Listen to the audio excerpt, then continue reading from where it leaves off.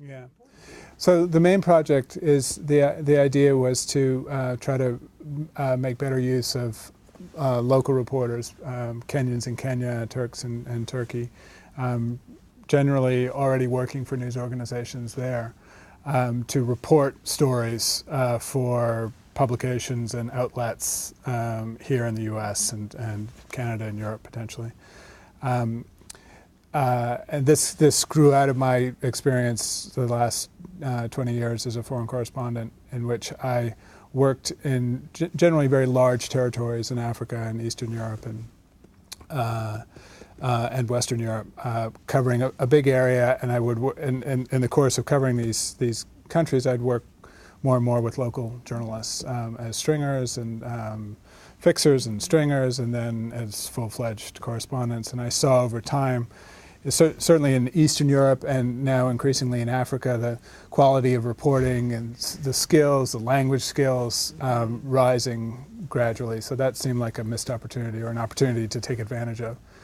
So the idea was, okay, how do you make editors in the United States, in particular, comfortable with reaching out to someone in Istanbul, for instance, if they have a particular story that they want to report there that's not covered in the wires?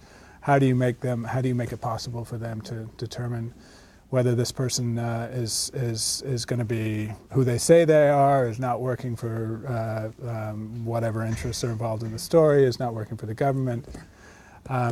So that was the main problem I looked at trying to solve this year, was this question of trust. How can you help people trust someone who they've never met? So that was one problem. The second problem was the revenue problem, which was, and there were stops and starts in this. And, one of the lessons I took out of the year was, if you have an idea that could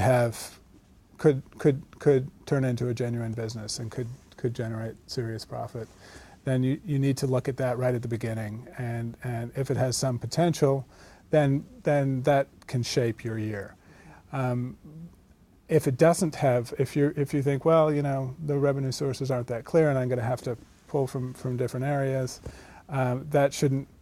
You need to look at that, and it shouldn't discourage you, because there are problems that we're dealing with now in story creation, that not just story distribution, that need to be addressed. And I took out of that first round of discussions a sense that this is, yes, it's acknowledged as a problem.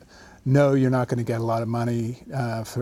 People aren't necessarily going to say, yes, this is something I really want to invest in. So I didn't find that particularly discouraging, and especially because I could see that at the same time as this crisis that everyone acknowledges is happening, there's this incredible new capacity to reach out, to both find people overseas, but also to explore stories if you on your own to a certain extent. It's not sinking into the sort of middle America, but there are ways to get information now that just didn't exist 10 years ago.